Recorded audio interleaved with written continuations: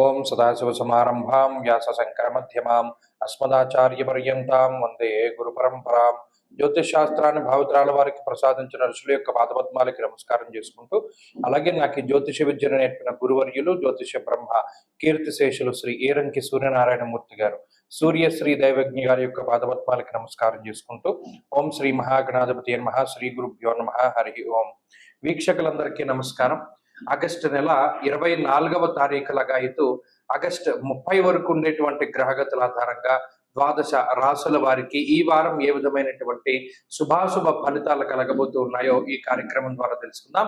అందులో భాగంగా ఈ వారం ఉండేటువంటి గ్రహస్థితిని గనక గమనిస్తే, ఈ వారంలో మిథున రాశి యందు గురుగ్రహం యొక్క సంచారము, అలాగే కర్కాటక రాశి యందు బుధ శుక్రుల యొక్క సంచారము, సింహరాశి యందు రవికేతువులు, కన్యా రాశి యందు కుజుడు, అలాగే కుంభరాశి యందు రాహువు, మీనమందు శనేశ్వరుడు వక్రించి సంచారం చేస్తూ ఉన్నారు. చంద్రుడు ఈ వారంలో సింహం, కన్య, తుల, వృశ్చిక రాశులు ఎందు సంచరించబోతూ ఉన్నారు. ఇటువంటి పరిస్థితుల్లో ద్వాదశ రాశుల వారికి ఏ విధమైనటువంటి ఫలితాలు కలగబోతున్నా తెలుసుకుందాం. అందులో భాగంగా మొదటిది మేషరాశి. వృషభ రాశి వారికి ఈ వారం సాధారణమైనటువంటి గ్రహస్థితి గోచరిస్తూ ఉన్నది.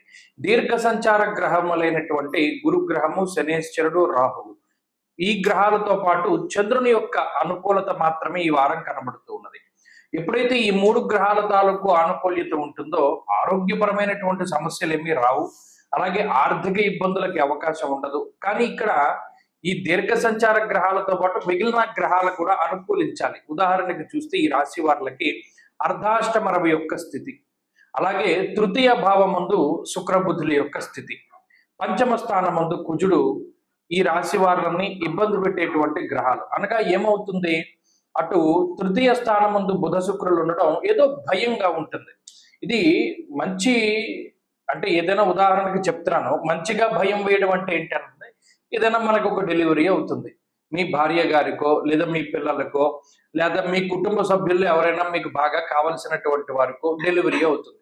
ఆ భయం, ఇది ఎలా జరుగుతుంది, లేదా ఏదైనా ఒక ఫంక్షన్ పెట్టుకుంటారు, ఇది ఎలా జరుగుతుంది, లేదా ఏదైనా ఒక తీర్థయాత్ర పెట్టుకుంటారు, ఇది ఎలా జరుగుతుంది అనేటువంటి భయం ఉంటుంది. అంటే ఈ భయం మంచి వాటికే భయపడినా భయం భయమే కదా, అటువంటి భయం ఉంటుంది.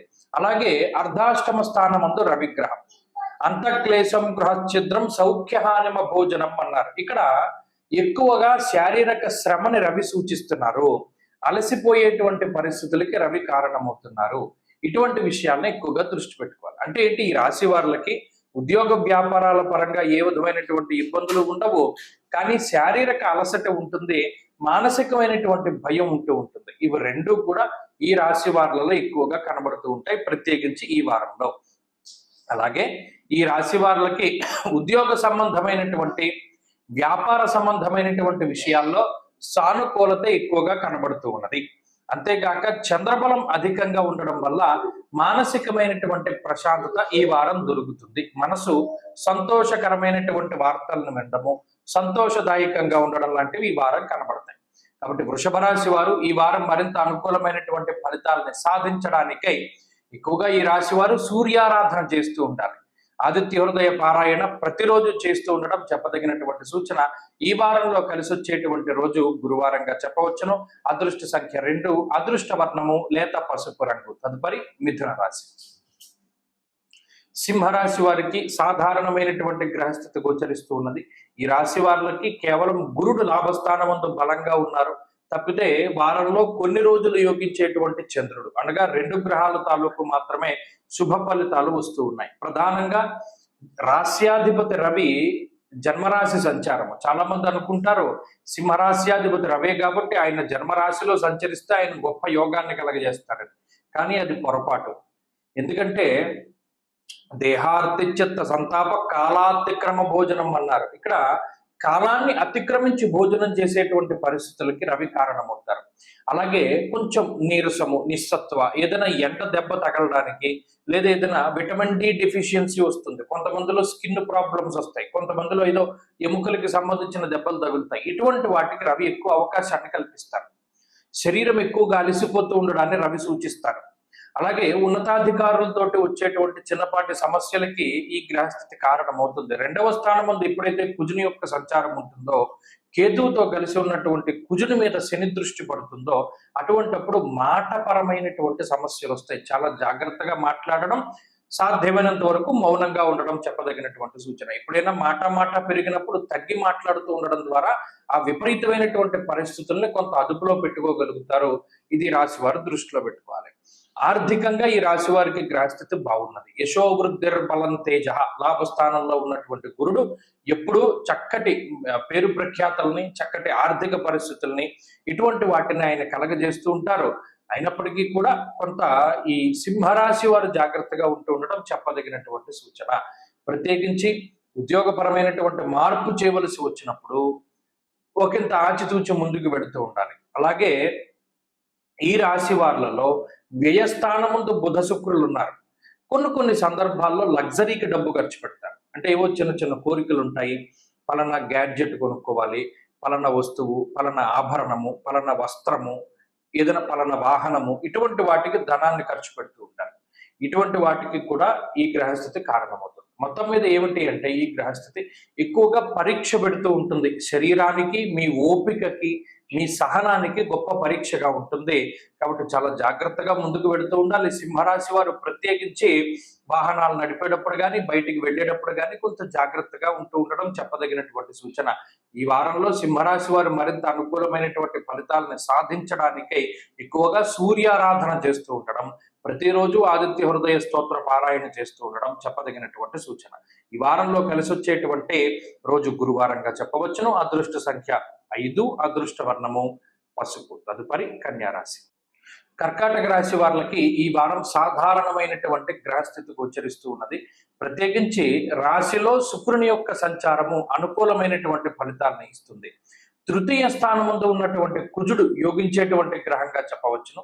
అలాగే చంద్రబలం ఈ వారం చివరిలో ఎక్కువగా కనబడుతూ ఉన్నది. కాబట్టి 3 గ్రహాల తాలూకు శుభ ఫలితాలే కనబడుతూ ఉన్నాయి.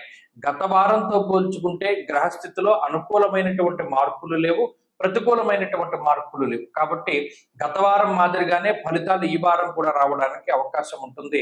ప్రత్యేకించి ఈ రాశి వారికి ఉన్నటువంటి ప్రధానమైనటువంటి బలం కుజ బలం, ఇష్టసిద్ధి. ఇక్కడ ఈ తృతీయ స్థానం ముందు కుజుడు ఉంటే సహజైన వదేచ్ఛాద భక్ష్య విక్రమ సోదర అని అన్నారు. అంటే ఆ తృతీయ స్థానానికి అనుసంధానం చేసుకుని అనేక కారకత్వాలు పనిచేస్తాయి.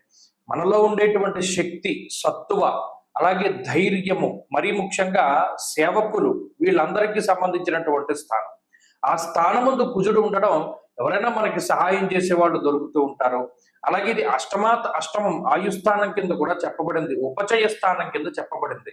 ఈ ఉపచయ స్థానాల్లో క్రూర గ్రహాలు, ఉపచయో క్రూరే బలి చేదృతే అన్నారు. అంటే ఆ తృతీయ స్థానం ముందు బలంగా పనిచేస్తాయి ఈ పాపగ్రహాలు అయినటువంటి కుజుడు. కాబట్టి అటు సంపదని ఇస్తారు, ధైర్యాన్ని ఇస్తారు, సేవకుల్ని ఇస్తారు. అంటే ఎవరైనా సహాయం చేసే వాళ్ళని ఇస్తారు. ఒంటరిగా కష్టపడకుండా కొంత తోడు, పలానా ఒత్తిడిలో ఎవరైనా మనకి భాగస్వామ్యం వహించి ఆ ఒత్తిడి తగ్గించుకునేటువంటి విధంగా వారు ఏదైనా కొంచెం మనకి సహాయం చేస్తారు. ఇటువంటి వారు ఎక్కువగా దొరుకుతారు. అంతేకాక అటు జన్మ బుధుని యొక్క దోషం ఉన్నది, వ్యయగురుని యొక్క దోషం ఉన్నది, అష్టమ రాహు యొక్క దోషం ఉన్నది. 4 కాళ్ళ జంతువుల పట్ల చాలా జాగ్రత్తగా ఉండాలి. సమాజంలో ఈనాడు చూస్తూ ఉన్నాం, పలానా కుక్క గరిచింది, లేదా పలానా ఇలా ఎద్దు తన్నింది, లేదా ఇలా 4 కాళ్ళ జంతువుల వల్ల ఏదైనా ఒక ఇబ్బంది రావచ్చు. కాబట్టి మరి ముఖ్యంగా అష్టమ రాహు ఉన్నప్పుడు అవి ఎక్కువగా ఉంటాయి. కాబట్టి చాలా జాగ్రత్తగా ఉండడం చెప్పదగినటువంటి సూచన. అలాగే అష్టమంలో ఉండేటువంటి రాహువు కానీ, జన్మ బుధుడు కానీ పైత్యానికి సంబంధించినటువంటి, అంటే ఉదర భాగంలో ఉండేటువంటి అనారోగ్యాలకి కారకులు. అదొకటి జాగ్రత్తగా చూసుకుంటూ ఉండాలి. వృత్తి, ఉద్యోగము, వ్యాపారము, ఇటువంటి విషయాలన్నీ సానుకూలంగానే గోచరిస్తూ ఉన్నాయి. తొందరపాటు పనికిరాదు. ఏ విషయాన్నైనా 1కి 2 సార్లు ఆలోచన చేసి ముందుకు వెళుతూ ఉండడం చెప్పదగినటువంటి సూచన.